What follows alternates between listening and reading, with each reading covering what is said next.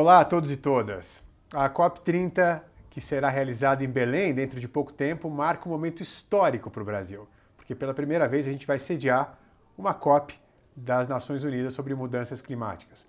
É uma oportunidade única da gente mostrar para o mundo que o Brasil pode ser protagonista nessa agenda de baixo carbono e que sustentabilidade e os negócios podem caminhar juntos.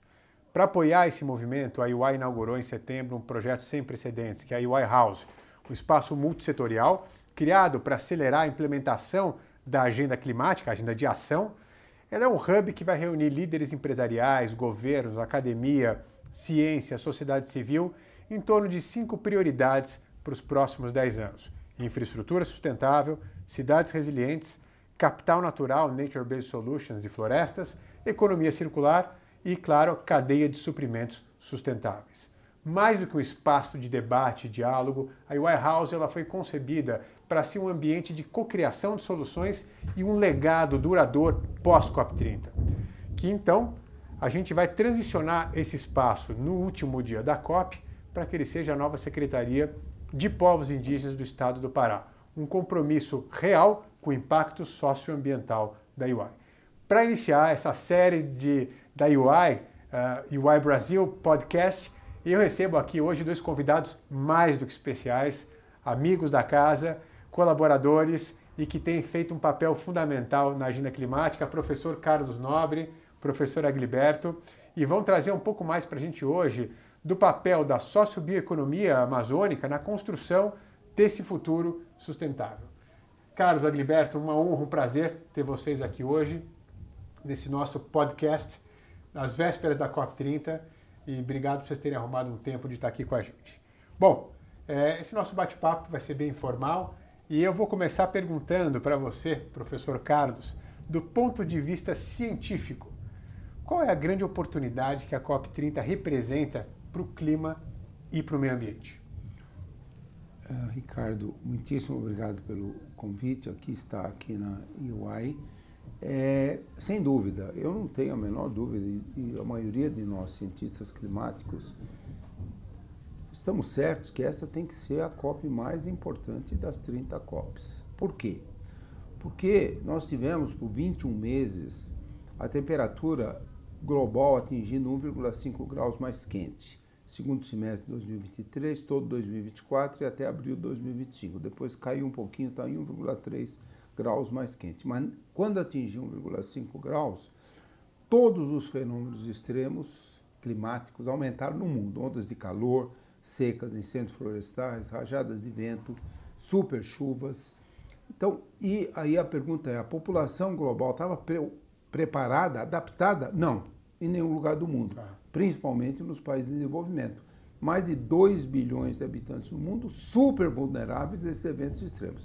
E a ciência mostra que a gente pode atingir 1,5 graus mais quente até em 10 anos, 5 a 10 anos. Não é como a COP26 colocou, 2021 em Glasgow, na Escócia, que a gente teria que reduzir muitas emissões, zerar o saldo de emissões lá em 2050 para não passar de 1,5. A gente pode passar de 1,5 graus até 2035. Então isso é gravíssimo. Portanto, a COP30, não há dúvida, ela vai ter que fazer, todos os países ali, quase 100% certo, os Estados Unidos não estará, todos os países a concordarem em reduzir muito mais rapidamente as emissões dos gases de efeito estufa e também o embaixador André Corrêa do Lago já trouxe isso várias vezes, é importante, aprovar aquele fundo verde para o clima, subir de 100 bilhões de dólares por ano para 1,3 trilhão de dólares por ano. Foi levado isso na COP29, Baku, Azerbaijão, não foi aprovado. Aprovaram 300 bilhões a partir de 2026 até 2035. Tem que subir isso, porque esse custo 1,3 trilhões é uns 500 bilhões por ano para melhorar muito a capacidade de adaptação. Bilhões de pessoas. Aumentar demais a resiliência a todos os eventos extremos. E uns 800 bilhões por ano para dar uma super aceleração na transição energética. 75% das emissões de gás de efeito estufa vem da queima dos combustíveis fósseis ainda. Então precisa uma rápida aceleração para energia solar, eólica, hidrogênio verde, biocombustíveis, só energias renováveis. Então, isso tem que ser super acelerado. As energias renováveis, no mundo inteiro, elas já são mais baratas que as energias geradas com combustíveis fósseis. Mas precisa acelerar muito, investir muito na transição rápida. Então, essa é sem dúvida, e lógico, simbolicamente, que maravilha. COP30 na Amazônia brasileira. Sem dúvida. Então, é o que você perguntou, a proteção ambiental. Então, a COP30 traz muita razão para a gente, talvez a primeira COP que a gente até podia chamar, COP climática, COP da biodiversidade. Porque a Amazônia está na beira do ponto de não retorno. Então nós temos uma enorme responsabilidade de salvar a Amazônia. A COP30 é importantíssima para trazer todos os países do mundo com esse desafio de proteger todo mundo do aquecimento global, mas também uma proteção de toda a biodiversidade do planeta. É interessante, quer dizer, porque falando do mundo todo tem o problema do combustível fóssil. O Brasil tem uma missão que talvez não seja tão longa e não seja tão cara, porque as nossas emissões vêm do uso da terra e nossa matriz hoje é uma matriz limpa. Quer dizer, o Brasil tem uma oportunidade real, né, Carlos? Eu acho que de assumir um protagonismo nisso. Agora, muito tem se dito, quer dizer, COP a gente sabe, é um ambiente de compromissos, de negociação, mas tem uma expectativa muito grande que essa COP seja a COP da implementação, de mostrar casos reais de projetos que estão contribuindo para que as empresas continuem gerando lucro, mas criando efeitos colaterais positivos para o planeta e para a sociedade. Vocês concordam com isso, Carlos e Agilberto? Totalmente de acordo com isso, totalmente de acordo. E aquilo ponto que você levantou é bom. Nós acabamos de concluir, vamos lançar agora, um estudo que nós fizemos com cientistas aqui, colegas brasileiros, que mostra que o Brasil pode zerar as emissões líquidas em 2040.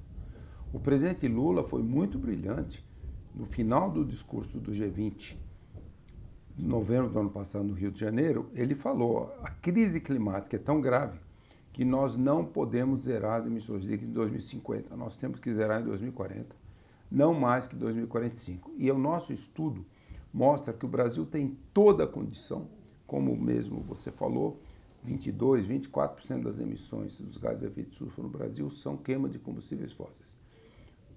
Vamos comparar com China, 75% é queima de combustíveis fósseis.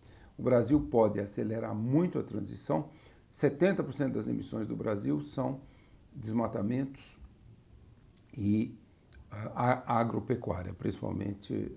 Então, o Brasil tem todas as condições de fazer isso. E, como você bem falou, por exemplo, as energias renováveis, como a solar, eólica, mesmo hoje, elas já são 1/3 a 1/4 mais barato que a eletricidade gerada por termoelétricas a combustíveis fósseis. Então, você traz um enorme benefício econômico. Por exemplo, hoje, veículos elétricos já estão praticamente no mesmo preço de veículos a combustíveis fósseis, só que a eletricidade é muito mais barata. Já foram feitos cálculos que quem anda bastante com um veículo elétrico, um carro elétrico, só essa economia que a eletricidade já hoje tem, a pessoa paga o preço do carro 7, 8 anos. Paga totalmente, como se não gastasse mais dinheiro. Então, eu só estou dando um exemplo da transição energética para todos os setores. E também, quando você parar os combustíveis fósseis, o combustível fóssil é a principal causa da poluição urbana. É uma micropartícula, um sulfatos que vem da queima do carvão, do diesel, do petróleo. E a poluição urbana leva até 7 milhões de mortes por ano, reduz de 2 a 4 anos a expectativa de vida de quem está numa cidade muito poluída, como, por exemplo, São Paulo. Então, também, a rápida transição é essencial para não deixar a temperatura passar muito de 1,5 graus, mas também vai melhorar muito a saúde de toda a população, expectativa de vida maior, então vai melhorar muito a qualidade de vida. E, sem dúvida, o setor econômico vai ganhar muito quando também contribuir muito para só uso de energias renováveis. E, lógico, né, estamos no país com a maior biodiversidade do mundo, então vamos também industrializar a nossa sociobiodiversidade. Claro, eu acho que tudo isso está ligado a construir um futuro sustentável. Eu acho que a gente precisa quebrar um pouco o paradigma que investir em sustentabilidade muitas vezes não é gerar valor financeiro adicional. E é, porque você tem muitas oportunidades financeiras de fazer um planeta melhor e, claro, gerar mais capital. Mas, Agniberto, deixa eu te fazer uma pergunta. Você conhece o projeto da UI House, que é justamente um espaço plural de debate para a gente transformar diálogo em ação. Você acha que espaços como esse vão e podem acelerar soluções e parcerias concretas para que a gente resolva problemas regionais da Amazônia? Com certeza. Primeiro, obrigado pela oportunidade também de estar aqui. Eu concordo e gosto muito dessa ideia porque coloca na mesa vários atores, vários protagonistas, stakeholders ali que têm influência sobre todo o processo de desenvolvimento, todo o modelo de desenvolvimento da Amazônia. Uma coisa importante é que o mercado ele busca o quê? Agregação de valor e, obviamente, taxa de retorno para remunerar seus acionistas, os seus investimentos. A gente precisa convencer no dia seguinte, ou durante a COP, ou nesses espaços, trazer esse pessoal para o diálogo para convencê-los de que existe uma economia muito mais lucrativa do que a economia que está colocando a floresta abaixo, né? Então é fundamental esse tipo de iniciativa, principalmente quando é liderada por quem está fazendo essa transição, ou fazendo esse diálogo entre a preservação, a sustentabilidade, toda a sociobioeconomia, a sociobiodiversidade, com o mercado, que é onde o consumidor, onde as pessoas estão consumindo ali, né? E você sabe que tem um dado de uma pesquisa que chama Outlook Pulse, que a gente faz com CEOs, e 74% dos CEOs, eles afirmam que parcerias multissetoriais são o principal caminho para a gente conseguir destravar uma agenda de desenvolvimento sustentável, né?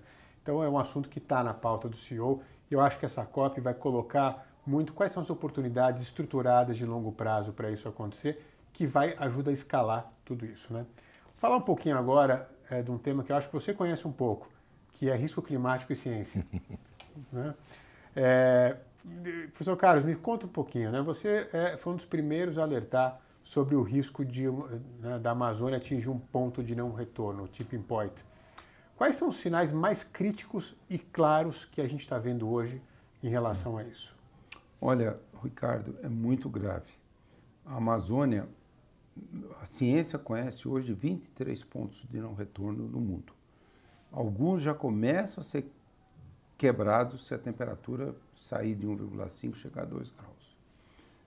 23, por exemplo, o derretimento das geleiras na Groenlândia, na Antártica Ocidental, o super derretimento do solo congelado da Sibéria, norte do Canadá, norte do Alasca, chamado permafrost, e, infelizmente, a nossa querida Amazônia.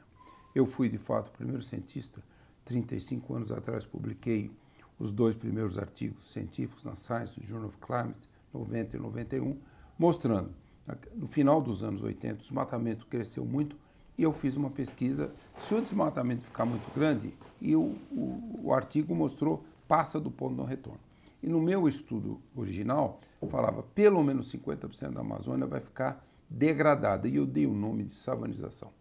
Dossel aberto, altamente degradado.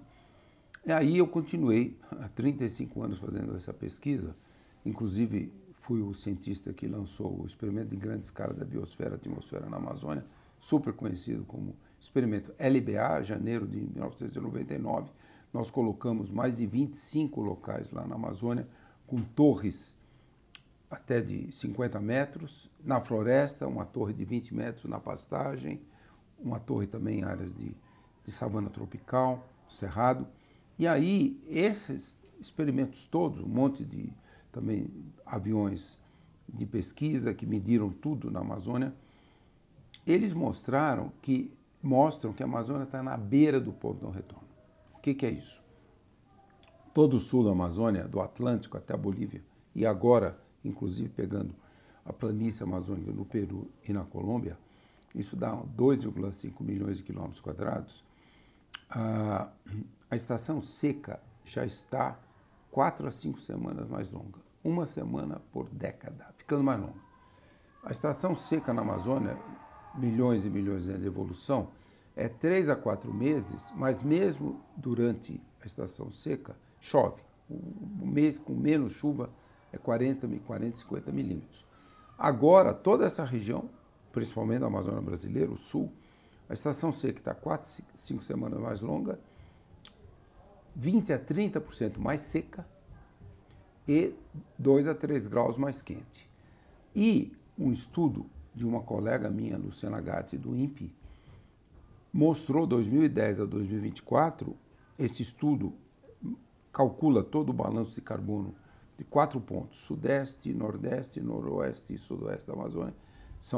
Semanalmente, aviões são contratados para levar o medidor do gás carbônico.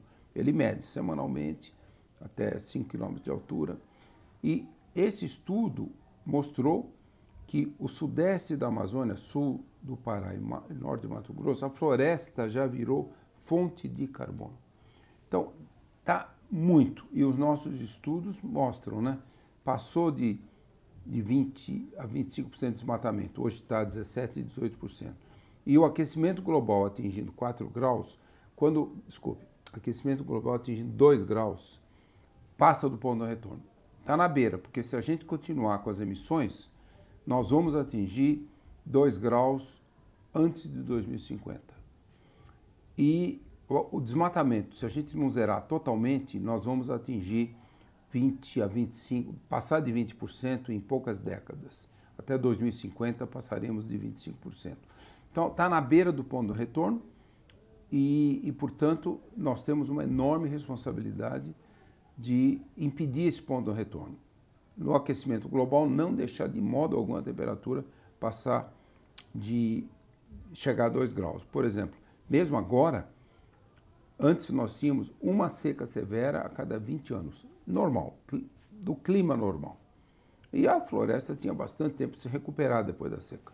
Agora nós tivemos 4 secas, 2005, 2010, 2015 e 2016, e a seca mais forte da história da Amazônia, 2023, 2024.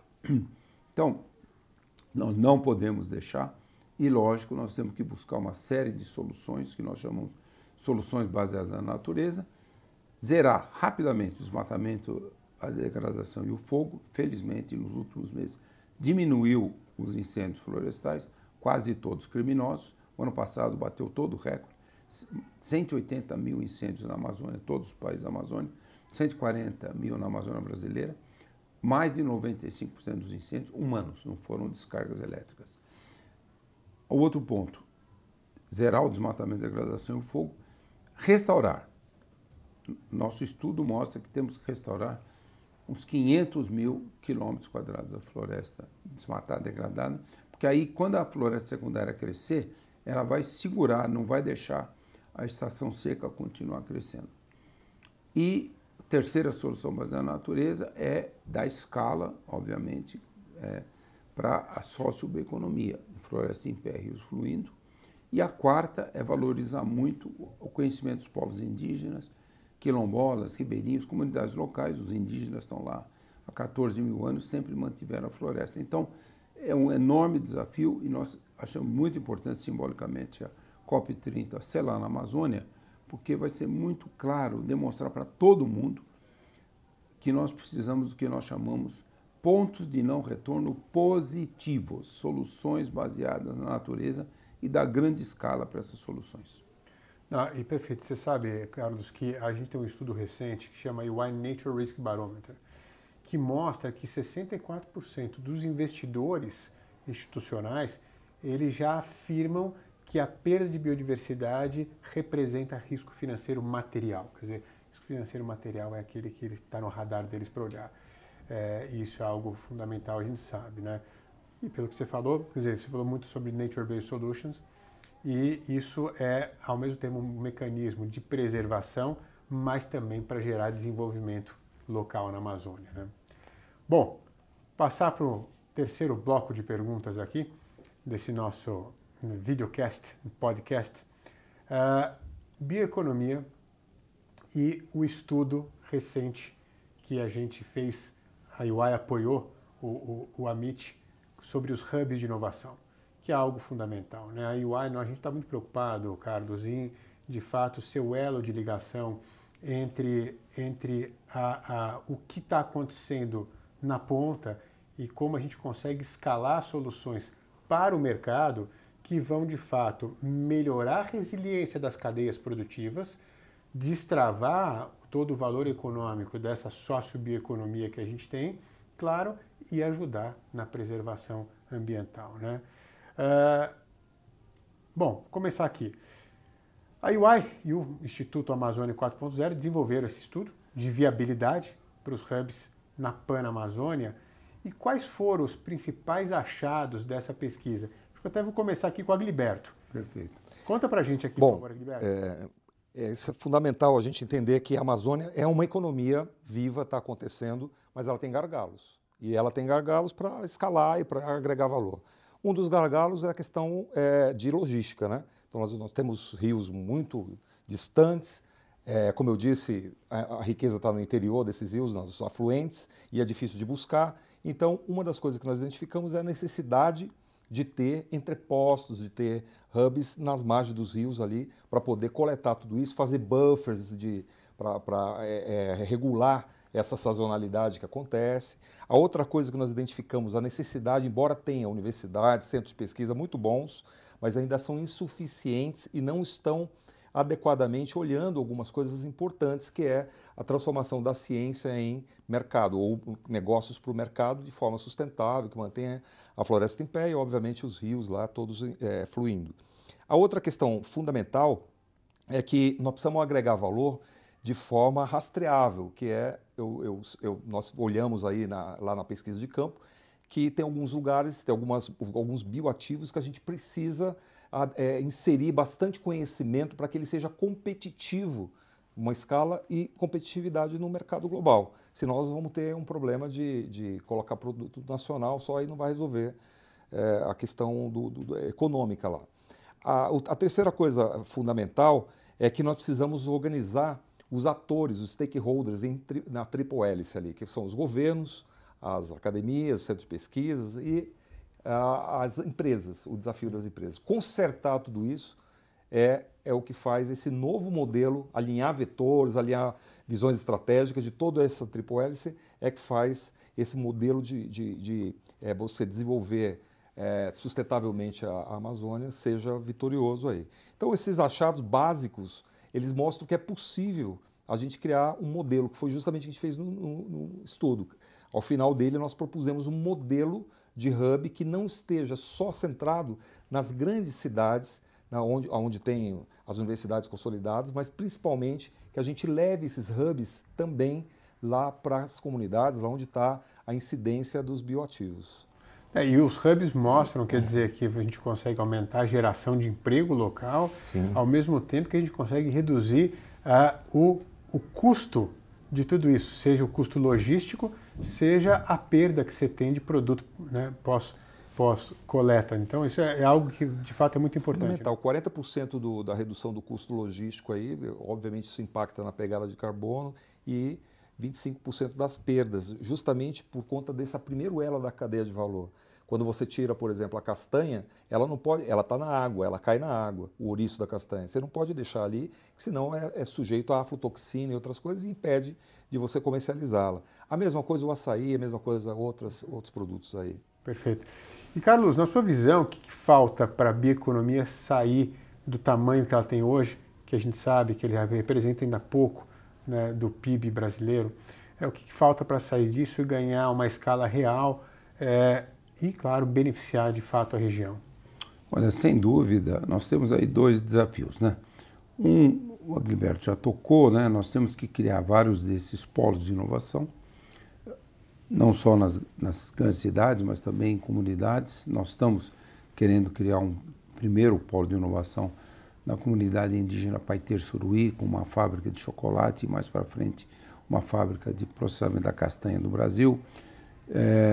Então, isso são os caminhos que o setor privado, principalmente inovador, deve ajudar muito, porque como nós sabemos, quando a gente tem um polo de inovação associado com o Instituto de Tecnologia da Amazônia que nós queremos criar, aí você tem ali os estudantes todos, tanto aprendendo a ciência, e os estudantes também aprenderão o conhecimento dos povos indígenas, comunidades locais, a ciência, a indústria 4.0, mas também aquele polo de inovação, um local que vai permitir surgir todas aquelas startups, etc. Isso vai começar a dar escala para agregação de valor aos produtos da biodiversidade então isso é absolutamente necessário. Mas ao mesmo tempo, Ricardo, nós temos que culturalmente também trazer, não só para o Brasil, para a Amazônia, mas para o mundo inteiro, o grande potencial da riquíssima biodiversidade que o mundo tem. 75% das proteínas que os 8 bilhões de habitantes do mundo consomem vem só de 13 produtos. 5 proteínas de animais, a carne bovina, frango, peixe e outros animais, e 8 de proteínas vegetais, trigo, arroz, milho.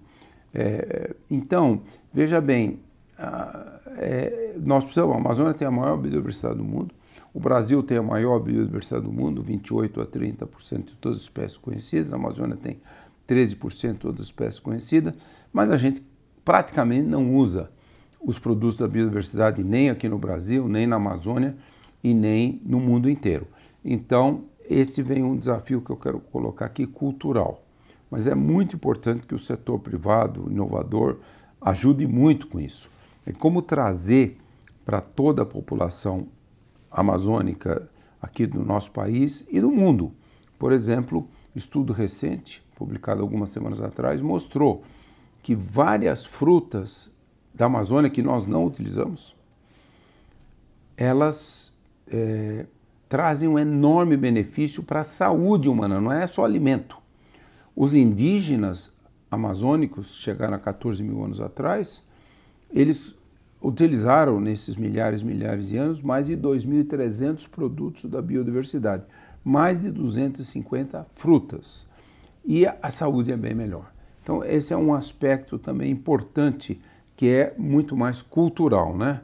Quer dizer, não mais reduzir o nosso consumo de produtos alimentícios nesses 13, que são 75% que o mundo produz e consome. Não, vamos dar uma escala muito grande para os produtos da biodiversidade, principalmente a nossa aqui do Brasil, da Amazônia, é a maior do mundo. Eu acho que a COP é um palco perfeito para a gente mostrar planos estruturantes, né? Porque e de longo prazo. E isso é fundamental. E eu fico particularmente feliz porque grande parte das soluções para uma economia de baixo carbono e uma economia onde a gente consiga preservar melhor o futuro sustentável está aqui, né? Então as soluções estão aqui. Então acho que a gente tem de fato colocar isso na prática. E eu acho que esse projeto, além dele apoiar a sociobiodiversidade, ele destrava inovação, né? Ele tem a ver com como trazer mais tecnologia para o processo, deixar ele mais eficiente. E esse processo de inovação, sem dúvida nenhuma, ele melhora todo o ecossistema ali, né? Trazendo um pouco para o campo agora da governança e da ação empresarial, né?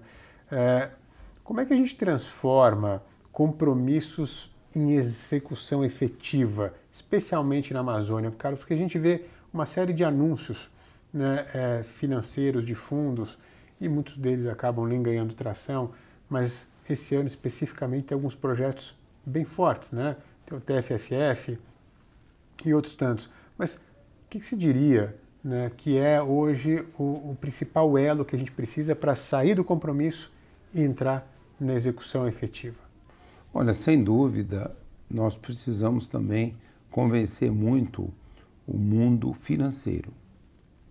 Como você falou, o fundo de manter permanentemente as florestas tropicais, o TFFF em inglês, que todos estamos torcendo demais que seja aprovado na COP30, o Brasil lançou na COP28 e agora 2 anos melhorando, 125 bilhões de dólares, 25 bilhões de fundos de governo, 100 bilhões do setor privado, investimentos, e aí pagar $4 por hectare de todas as florestas tropicais do mundo, 12 milhões de quilômetros quadrados, isso são uns 4 a 5 bilhões que vão para as florestas, para a proteção das florestas, para beneficiar as comunidades, por exemplo, comunidades indígenas vão receber grande parte desse recurso, e isso valoriza todos os serviços ecossistêmicos das florestas tropicais, a biodiversidade, o equilíbrio climático, e o Agilberto mencionou, o setor do agronegócio brasileiro deve estar ciente que se a gente perder a Amazônia, não vamos perder só a Amazônia, se perdermos a Amazônia, nós vamos degradar mais de 50% do Cerrado, o Cerrado vai virar Caatinga, nós vamos degradar a Mata Atlântica ao sul do Cerrado, principalmente do sul do Brasil, e isso porque o transporte de umidade vem da Amazônia. É o vapor d'água que alimenta os sistemas de chuva, principalmente do Cerrado, mas também do sul do Brasil. E 15% da chuva do Sudeste vem disso, que nós demos o nome de rios voadores. É mais um serviço ecossistêmico importantíssimo, né? Então, nós temos que realmente convencer o setor financeiro da importância de investimentos. O setor financeiro começa a sentir isso. O Banco de Desenvolvimento Econômico e Social do Brasil, o BNDES, já começa a colocar mais fundos. Por exemplo, um bom dinheiro para o Fundo da Restauração, o projeto Arco da Restauração, restaurar 240 mil quilômetros quadrados do sul da Amazônia brasileira, desmatados, degradados, 60 mil até 2030, outros 180 mil até 2050. Então, isso é muito importante. O mundo financeiro tem que entender. E aquilo que a gente já falou, tem um enorme benefício de médio e longo prazo. Então, vamos torcer muito para que o setor financeiro global e aqui no Brasil também entendam a importância de ajudar muito na criação dessa socioeconomia. Sem dúvida nenhuma, mas você falou no mercado financeiro, né?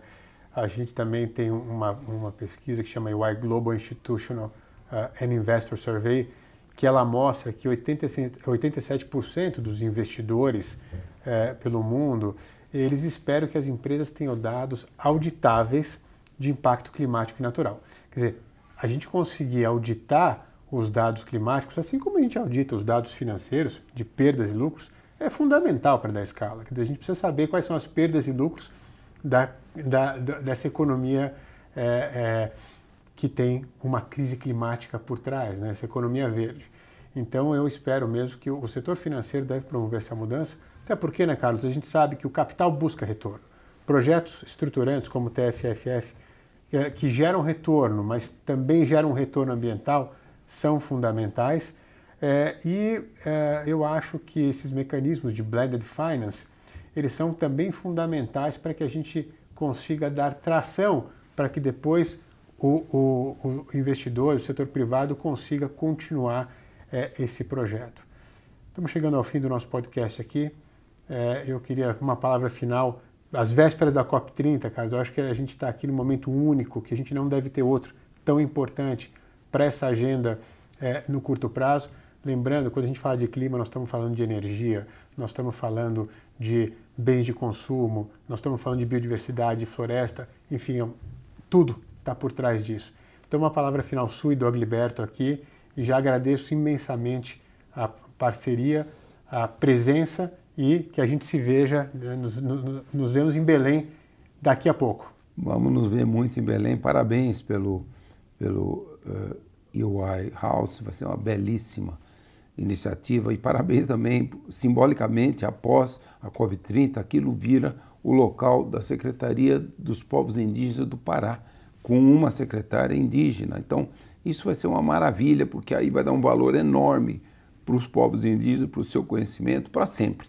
Mas eu quero dizer que a COP30 traz esse enorme desafio, como eu já falei antes, tem que ser a mais importante das 30 COPs, todos os países têm que realmente se comprometer a reduzir muito rapidamente as emissões, não deixar passar muito de 1,5 grau e criar todo o mecanismo financeiro para isso, aquele fundo verde para o clima. De fato, vamos torcer para chegar nesse 1,3 trilhão de dólares, tudo isso, mas é lógico, ali na Amazônia vamos valorizar demais a floresta, vamos trazer também muitos povos locais, os indígenas, quilombolas, ribeirinhos, não só da Amazônia, todas, os ecossistemas aí do planeta vão valorizar muito também isso. E, lógico, né, é uma oportunidade para nós começarmos a demonstrar a viabilidade da sociobioeconomia. É ali, todo mundo vai estar lá, e eu também sei, eu estou até tentando uma coisa, espero autorização. Nós estamos criando um pavilhão de ciência lá na Zona Azul, e eu já pedi, e o Grupo Carrefour já concordou, que eles vão doar uma série de produtos que nós vamos, alimentos da biodiversidade amazônica, que nós vamos ceder lá para os participantes do nosso pavilhão de ciência. Estou só esperando a autorização dos organizadores. Vai ser muito bom para todo mundo que estiver lá. E isso está acontecendo ali no estado do Pará, em Belém. Estão buscando muito mostrar todo o potencial dos produtos da sociobiodiversidade. Então, eu acho que simbolicamente é muito importante, não só ser a mais importante COP, de batalhar, combater muito a emergência climática que nós estamos vivendo, mas também uma enorme valorização da Amazônia, da maior biodiversidade do planeta, dos povos indígenas, comunidades locais. Então, eu estou muito otimista que nós vamos realmente lucrar muito, um lucro não só financeiro, mas um lucro para salvar o planeta e salvar a Amazônia. Que ótimo. Agilberto, você está otimista também? Estou otimista, mas eu queria puxar esse otimismo para iniciativas como o que vocês patrocinaram agora com essa, perdão, com esse estudo. Por quê? Porque nós pegamos dados de agora, atuais, para trazer para a COP. E ali a gente identificou gargalos, identificamos oportunidades e identificamos principalmente o modo de fazer, dada as condições, a complexidade, os desafios da própria região. Então isso me anima em ver que os diálogos, as mesas estão se montando e principalmente o mercado está olhando o seguinte, ele quer bons projetos e uma perspectiva clara de taxa de retorno e obviamente resposta para os associados. Então é fundamental ter isso também, senão fica uma desconfiança e acaba não acontecendo. E isso eu estou vendo que está no caminho correto e a gente vai ter sucesso nisso aí com certeza. Sem dúvida nenhuma. E a gente espera que a Warehouse possa cumprir esse papel de fato, de debater todas as cadeias, todos os setores e a gente entender até quais soluções são necessárias daqui para frente. Obrigado por ter vocês aqui. Nos vemos em Belém. Nos vemos em Belém. Muito obrigado aos professores por essa conversa tão importante e por você que nos acompanhou até aqui. Continue seguindo a UI nas redes sociais para receber mais insights sobre sustentabilidade, sobre negócios, claro, além da COP30, um momento único que vai colocar um holofote sem precedentes na agenda de desenvolvimento sustentável.